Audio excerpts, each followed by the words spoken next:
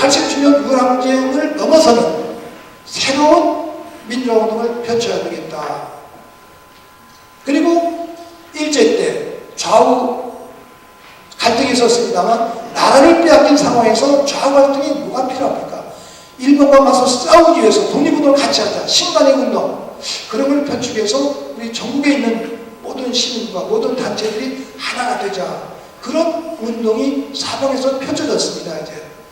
그래서 서울에서 1월 15일에 큰 토론을 갖고 2월 12일에는 청년들 토론을 갖고 3월 2월 말에는 또 큰 대회를 갖고 3월 24일에 민주주의 국민행동이라는 새로운 국민운동체, 공동체를 만들었습니다.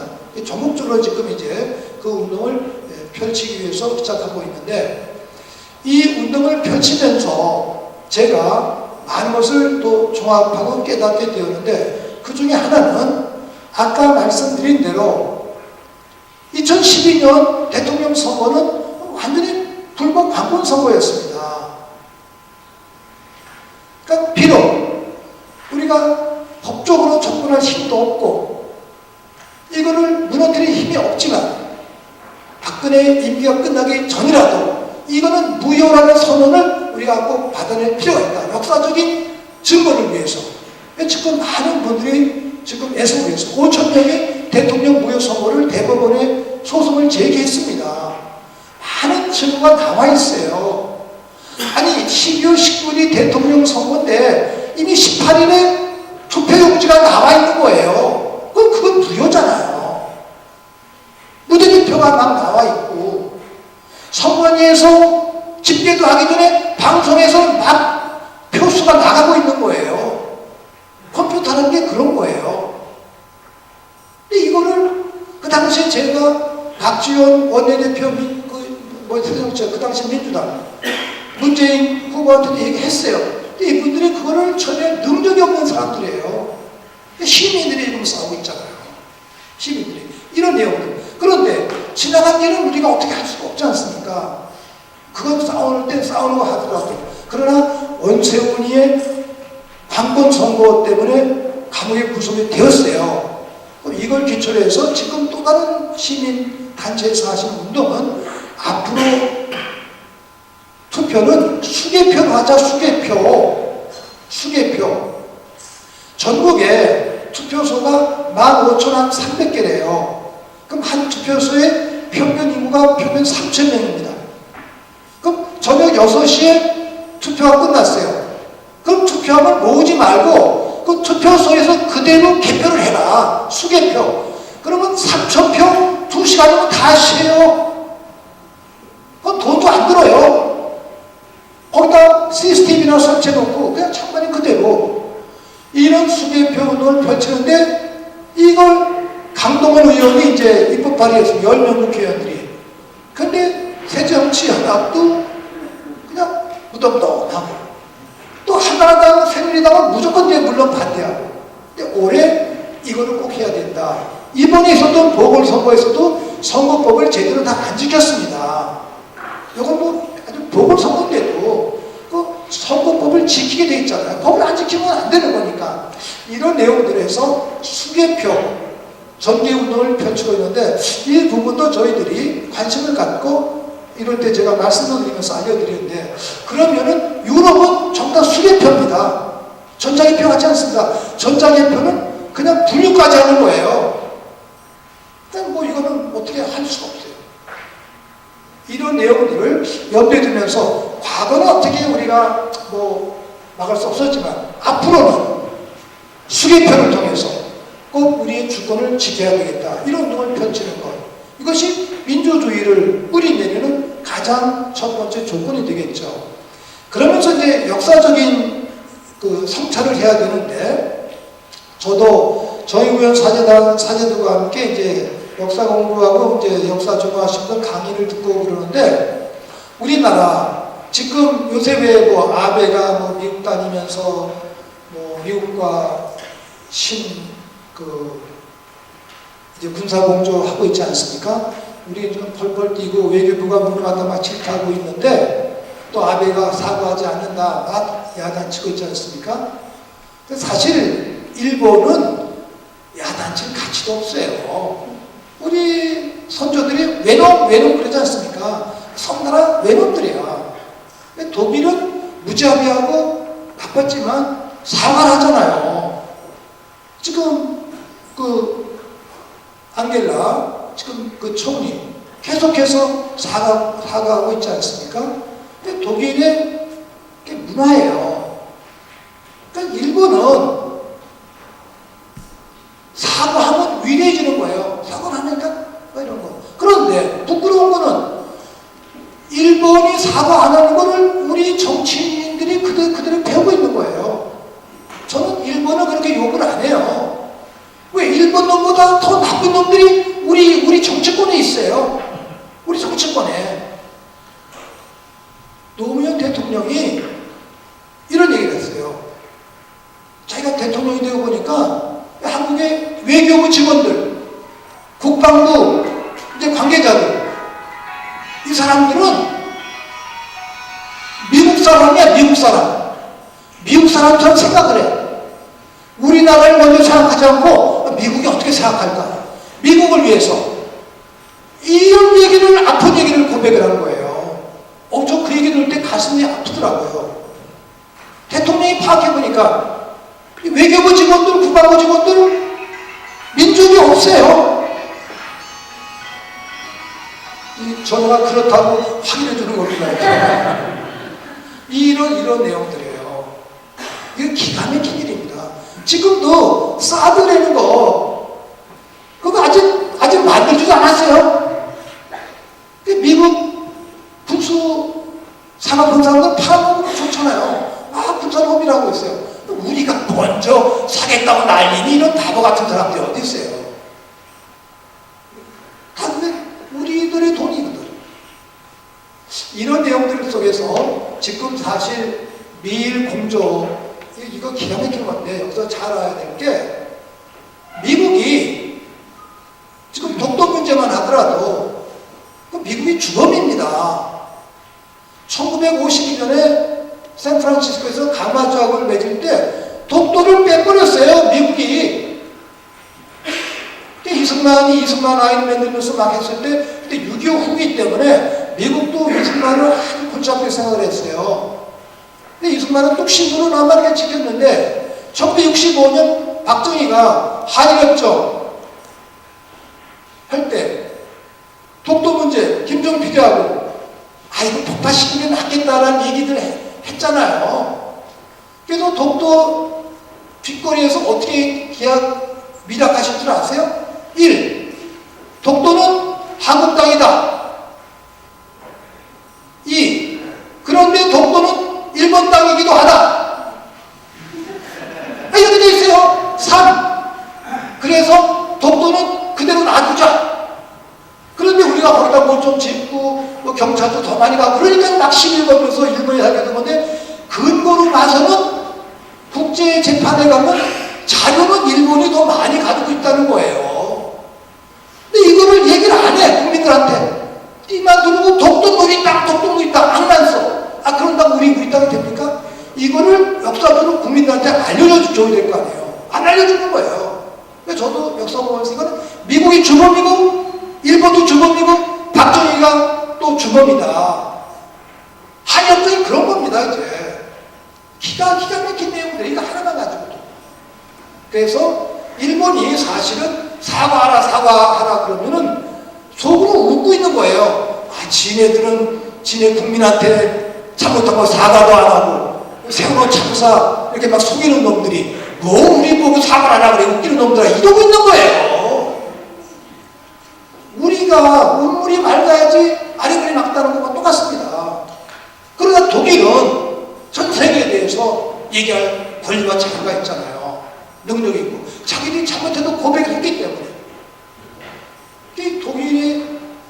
독일도 잔인한 민족입니다. 독일도. 그러나 어쨌든지 여론에 의해서 사과를 하고 있지 않습니까? 그리스도교가 물론 그 바탕이 되어 있었겠죠. 이런 내용께서 미국에 대한 죄인심, 그러니까 통일과 함께 가장 중요한데 우리 남북 분단도 외교관이 교황대사가 10년 전에 우리나라 계셨던 분이 저보고 그런 얘기를 하셨어요. 우리 신부들한테. 왜 당신들 육자회담하고 난리요. 어느 나라가 남북통일을 원하느냐? 일본이 원하냐? 중국이 원하냐? 러시아, 소련이 원하냐? 미국이 원하냐? 내 나라, 아무 나라도 남북통일을 원하지 않는다. 정말 남북통일은 남북 당사자가 회담을 해야 된다. 육자회담은 외교적으로 우리가 잘 이용하면서 선용할 필요는 있지만 육자회담에 매달려서는 안 된다. 이런 얘기를 외교관이 해주는 거예요. 외국분이. 제가 그런 말을 듣고 계속 글을 쓰면서 알렸어요. 이것이 맞구나. 실제로 김대중 대통령 6.15 공동선언 2000년에 참 아름답게 일으켰습니다. 미국이 막 압력을 가했지만 나름대로 미국을 설득하면서 했어요. 그 김대중 대통령의 정책의 능력이기도 하겠죠. 근데 그게 뿌리를 못 내렸어요.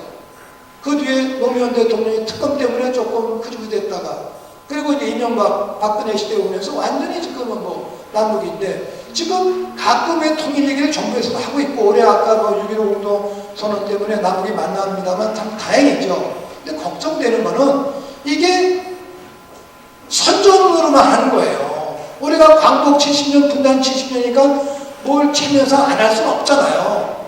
계속 하는 거야. 그래서 이 정권은 통일에 대한 의지가 없어요. 우선 개념이 없다는 거예요. 6.15 공동선언 제2항을 보시면 남북 국가연합을 얘기한다는 거예요. 국가연합. 국가 대 국가가 연합을 하죠. 북은 연방제 통일하자. 근데 연방제 통일과 국가연합이 조금 다른데 좀 상통하는 점이 있어요. 그래서 이 항에 남미에서 얘기하는 국가연합과 북에서 말하는 연방제, 낮은 단계 연방제에 공통점이 있으니까 그걸 찾아서 연구하자. 그걸 연구를 해야 돼요. 연구도 안 하고 통일은 대박이다 그러는 거예요. 그건 사실 저는 그 말을 듣는데 처음에 가슴이 아팠어요. 대박은 노름용어잖아요. 노름용어. 통일이 노름이 아니잖아요. 정성을 다해서 피땀 흘려서 해야 할 성스러운 과업이에요. 어떻게 이거를 대박이다. 또 어떤 교수가 쓴 걸 그대로 또 도용을 한 거예요. 이런 거 가지고 안 된다. 우선 연구를 해야 되는데 그다음에 실제로 의지도 없어요. 뜻도 없어요. 말로만 언어를 다 부패시키고 있습니다. 좋은 말은 다 쓰는데 다 거짓말이에요. 전부 다 거짓말이에요. 거기에서 우리가 더 깨어나야 될 의미가 있다는 것이죠. 저는 최근에 또 유학생활과 함께 그 뒤에 공부하면서 이 남북관계 얘기할 때 그렇게 얘기를 해요. 89년 노태우 때부터 이제 남북관계가 이제 대화가 많이 심화돼서 남북 합의서도 나오지 않았습니까? 그때 남과 북이 내면적으로 합의한 거는 우리 함께 유엔에 가입을 하자. 유엔에. 남북이 동시에 유엔에 가입을 했습니다. 그러면 남과 북이 국제적으로 공인된 공식 국가예요. 그리고 그 대신 유엔에 가입하면서 남은 중국과 러시아와 그 당시에 소련이죠. 국교를 맺고 북은 일본과 미국과 국교를 맺도록 하자. 그래서 내막적으로 약속을 했어요. 근데 우리는 중국과 또 소련, 러시아와 국교를 맺었잖아요. 근데 미국은 뭡니까? 북한은 아직도 미국과 일본과 국교를 못 맺었어요. 그러니까 북에서는 야 이거 어떻게 말이 다르냐 이러면서 얘기가 되는 거예요. 그러면 저 같으면 우리 남쪽에서 북이 미국과 국교를 맺도록 일본과 국교를 맺도록 우리가 나서서 도와줘야 돼요. 그게 형제국 아니에요? 그럼 얼마나 북이 감사하게 생각을 합니까?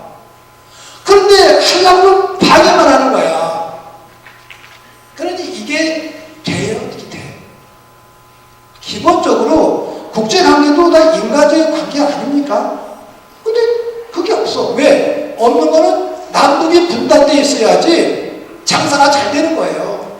국민들 이용하기도 좋고 속이기도 좋고 미국은 또 이제 무기 팔아먹기도 좋고 우리 국방부 군인들은 그 무기 가지고 장사하고 이게 분단을 가지고 우리 국민들과 역사를 용납하고 있습니다. 이제 이 안산의 통일 포럼은 핵심적인 것을 아시고 정말 통일의 선구자, 우리 민족사를 바꾸는 그러한 기술들이 되셔야 돼요.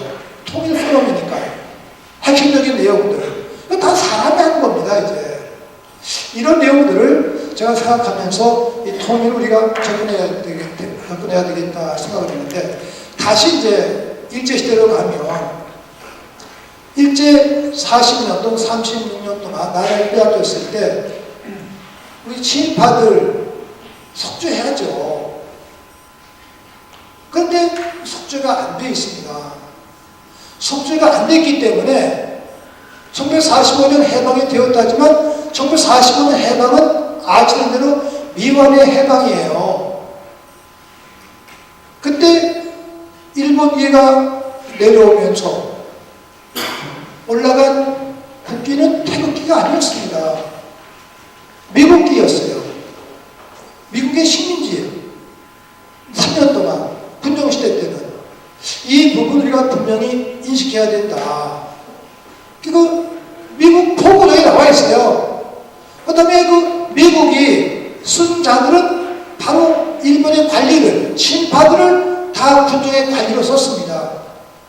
그러니 얼마나 기가 막혀요. 일본이 패망했다지만 미군과 함께 우리나라를 지배한 지도층은 역시 다 친파예요. 그 친파가 이승만과 손잡고 만든 게 한민당이고 그 다음에 자유당이에요. 그렇게 이루어진 슬픈 우리 대한민국의 아픈 역사, 이 부분을 우리가 늘 마음속에 되새어야 되겠죠. 실제로 남북 분단 누가 만들었습니까? 미국과 소련이죠. 근데 그 원인 제공은 일본이에요. 그럼 이런 원인, 역사적으로 우리가 왜 정말 분단이 되었나? 일본의 침략, 남북 분단은 바로 미국과 소련이다. 이 부분. 소련에서, 소련군들은 일제는 북한에서 다 나갔잖아요. 여전히 미국은 여기 남아있어요. 그리고 또 군사작전권, 이 기가 막힌 노릇이죠. 2012년에 군사작전권을 환수하기로 노무현 대통령 때 확약을 했어요. 2012년 벌써 지나갔습니다. 근데 이명박이가 되더니 10년으로 미뤘어요. 미루더니 다시 또 이 사람이 되더니 2020년으로 무한대 연기해서 무한히 연기해버린 거예요. 그래서 이번에 한일, 미일 군사 협력 지침에서 문제가 되는 거는 우리 군사 작전권은 미군이 가지고 있지 않습니까? 미군이. 그럼 미군이 가는 곳에 일본군은 언제나 따라갈 수 있다. 이렇게 돼 있어요. 미일 군사공조에. 그 군사작전에서 미군이 야 너희들 와 그러면 일본이 한국에 오는 거예요. 이런 기가 막힌 이러한 식의 내용들을 언론은 뭐 지적해야 한 두 줄, 석 줄만 지적하고 이건 전 국민이 들고 일어나야 될 그러한 대목이거든요. 이게 안 됩니다. 왜? 뭐 아시는 대로 박정희가 바로 만주군사관학교 출신의 일본 친일파, 또 그 딸이 현재 집권하고 있고, 또 새누리당 대표 김무성이, 또 그 아버지가 김영성, 역시 친일파 후손들이에요. 우리는 그런 의미에서 친일파, 친미파가 지금 잡고 있는 병든 체제입니다. 심각한 체제. 이 부분을 우리가 해야 되는데, 제가 이렇게 말씀드리니까 어떤 분은 자꾸만 왜 옛날 얘기만 하시오, 옛날 얘기만 하시오 그래요. 그래서 제가 우리가 한 가정에서 가문을 얘기할 때 뿌리를 얘기를 해야 돼요. 신앙에서도 성수의 뿌리를 얘기합니다. 그런데 그 뿌리가 말하자면 기초와 기둥이에요. 근데 그런 거 없이 얘기하면, 민족 사관 없이 얘기하면 헛것이 되고, 지금 우리 세월호 참사에 대한 조사가 잘 안 되는 그 근본 원인이 바로 그 친일파, 독재자인제, 분단 세력이 집권한 여기에 이유가 있는 겁니다. 근본적으로. 근데 이런 내용까지 가야 되는데 이것만 진상백과하자 안 된다는 것이죠. 이제 이러면서 역사적인 재정립, 그것이 대단히 필요하다라는 것을 제가 함께 확인하고 싶었습니다. 두 번째는 이승만과 박정희 또 전두환으로 이어지는 독재 체제, 이 부분은 우리가 다 싸워왔었는데 다시 지금 독재로 회귀하고 있지 않습니까? 이 부분. 그래서 일제 잔재를 청산하지 못한 것과 똑같이 아직도 우리가 독재 잔재를 청산하지 못했다.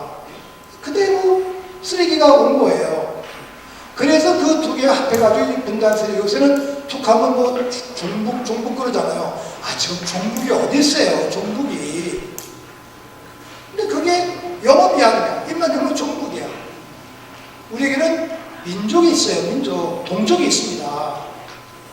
그래서 특히 요 종북이나 친북이나 용공을 얘기하는 분들의 뿌리를 잘 찾아가 보세요. 그분들의 뿌리는 전부 다 독재잔재, 친일잔재들의 후손들입니다. 이제 이런 내용들 전국에서 저는 민족운동지원사업에서 일하면서 현재 지금 민족문제연구소에서 일하면서 역사적인 바른 그 역사관이 필요하구나. 정의로운 역사관. 친일잔재를 청산하고 독재잔재를 청산하고 분단 세력을 꼭 청산해야 되겠다. 이 세 가지 내용. 거기서 이제 네 번째, 최근에 제가 정치학자들하고 대화하면서 배운 내용들인데, 요새 이제 조금 진보적인 그 경제학자들 얘기해요. 신자유주의, 이게 참 문제다. 제가 이 민주주의를 강조했더니 한 교수님이 저보고, 신부님, 민주주의로서만은 안 되는 게 있습니다. 이 경제논리, 신자유주의를 탑하면서 재벌도 개혁해야 되고 부패 관리도 우리가 개혁해야 됩니다. 세제도 개혁해야 됩니다. 이게 말씀하시는 거예요. 그러면서 김대중 대통령, 노무현 대통령, 물론 좋은 일을 많이 하셨지만 그분들에게 한계가 있습니다. 그 한계를 넘어서야 됩니다. 김대중 대통령 시절에 IMF 극복하기 위해서 노력을 했지만 결과적으로 그때 바로 신자유주의가 우리나라에 뿌리를 내렸습니다. 오히려 IMF 극복하기 위해서 부익부 빈익빈 재벌들이 더 썩은 재벌이들 보장이 되었습니다. 가난한 사람은 더 가난하게 되었습니다. 이건 문제가 있습니다. 분배 정의에 초점 맞춰야 됩니다. 이런 얘기를. 또 노무현 대통령 시절에도 물론 애쓰고 좋은 일 많이 하셨지만 사실 지금 제주 강정마을이라든지 이런 거 다 노무현 대통령 때 처음에 미국 가서 상당히 그 미국에 대한 인식을 가지고 계셨는데 나중에 미국의 종속이 되신 거예요. 이라크 파병도 그렇고. 이게 또 노무현 대통령 한계예요. 뭐 인간이 완전할 수 없으니까. 그래서 노무현 대통령, 김대중 대통령의 한계를 넘어서서 이 도를 넘어서서 우리가 제3의 가치를 창출해야 된다. 저는 요새 언론을 보면서 큰 그 불만이 있는 거는 지금 새정치연합이 부족한 점이 많이 있습니다, 이제. 근데 그거를 해석할 때가 친노, 비노로 해석을 하는 거예요. 그건 싸움 붙이는 거거든요. 사실 우리가 새정치연합 비판하는 것은 친노와 비노 때 싸움 때문에 비판하는 게 아닙니다. 국민들에게 나쁜 이미지를 심어주기 위해서 맨날 친노, 비노 싸움을 한다. 이렇게만 해석하는 거예요. 그건 악의가 있습니다. 우리가 비판하는 거하고 질적으로 달라요. 근데 오늘 뭐 원내대표 새로 뽑혔는데 이종걸 의원이 이제 뽑혔대요. 그랬더니 이제 그분은 이제 독립운동가 후손이고 또 좀 이렇게 투쟁력이 있는 분이에요. 그래서 대여에서 아마 투쟁하겠다 그러는데 뭐 국회의원 원내대표 혼자서 어떻게 싸울 수 있겠습니까만 어쨌든지 조금 더 선명한 국민의 아픔을 하고 또 너무 이런 세월호 진상조사법이 안 될 때는 대통령이 국회의원들이 나와서 걸기하고 싸워야죠. 이게 말이 됩니까? 가만히 있고. 이게 저희들이 아픈 거예요. 그런 내용들. 그래서 이제 네 번째 이런 식의 가치를 실현하기 위해 어떻게 해야 되냐. 친일잔재를 척결하고 독재 장기를 척결하고 분단 세력을 척결해서 통일을 지향하고 신자유주의 정책을 우리가 타파하고 부패기업, 부패 관료들을 타파해서 평등한 분배 정의를 이룩하는 공동체 이룩하자. 이런 네 가지 가치를 우리가 꼭 실현해야 되는데 이를 위해서는 정치권에서 협조가 있어야 돼요. 우리 뜻대로는 안 되지 않습니까? 그래서 요새 또 정치학자들이 제시한 게 합의제, 선거제도를 통해서 합의제 민주주의를 이룩하자 이런 얘기를 하고 있습니다. 저도 합의제 민주주의가 뭐예요? 라고 질문을 했어요.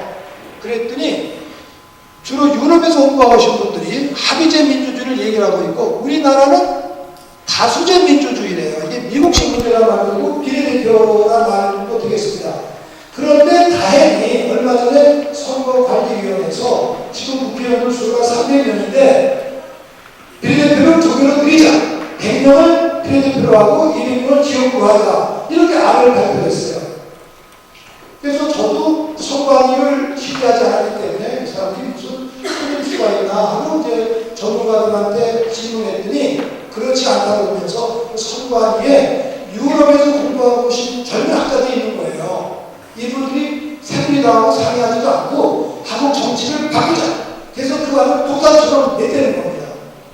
2대1이죠. 우리가 제안할 때는 동수로 하자. 250, 250, 500명으로 하자. 지역구를 줄이자면 국회의원들이 동의하지 아니하니까 지역구를 250 그대로 놔두고 똑같이 250명을 비례대표로 하자. 그럼 500명이 되는 거죠.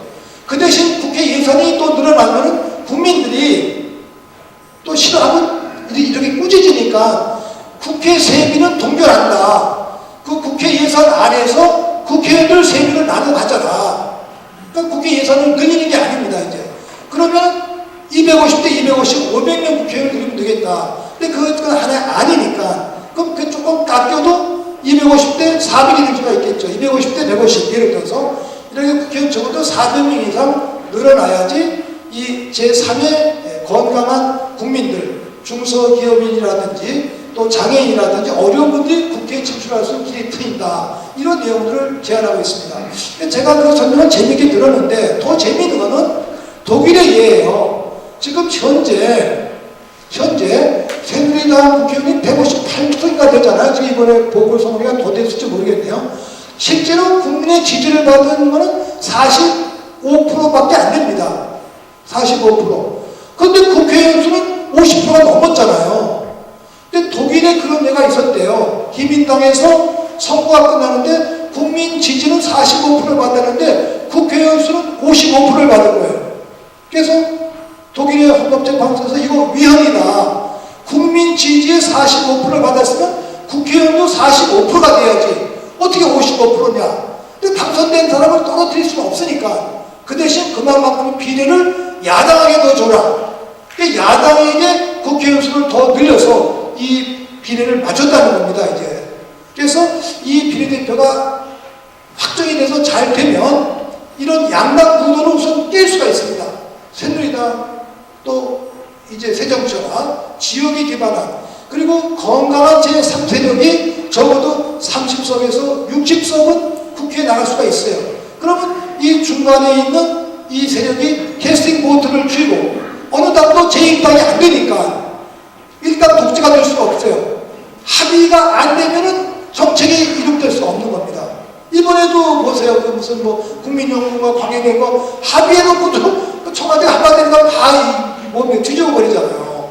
이런 일이 없는 거죠. 그래서 제3세력과 손을 잡아야지 정치가 진행될 수 있다. 합의 조금 느리지만 이 합의제 민주주의가 바로 정석이다. 이래야지 우리가 꿈꾸는 친일장애도 청산할 수 있고 독재장애도 청산할 수 있고 분단세력도 청산할 수 있고 신자유주의도 청산할 수 있고 아름다운 민주주의 공동체를 이룩할 수 있다. 그게 우리가 꿈꾸는 통일포럼이 꿈꾸는 통일 공동체를 지향하는 가장 아름다운 방법이 아닐까. 물론 이게 완벽하진 않습니다. 그러나 우리가 힘이 없는데 투표를 통해서만이 바꿀 수밖에 없습니다. 그러면 이 선거제도를 올해가 아주 적긴데 이 선거제도를 잘 바꿔서 합의제 민주주의 정치가 진일보 될 수 있도록 우리가 노력하는 것, 이것이 우리 시대에 우리 국민 모두가 관심을 갖고 실천해야 될 내용이 아닐까 이렇게 생각하면서 제 말씀을 마치겠습니다.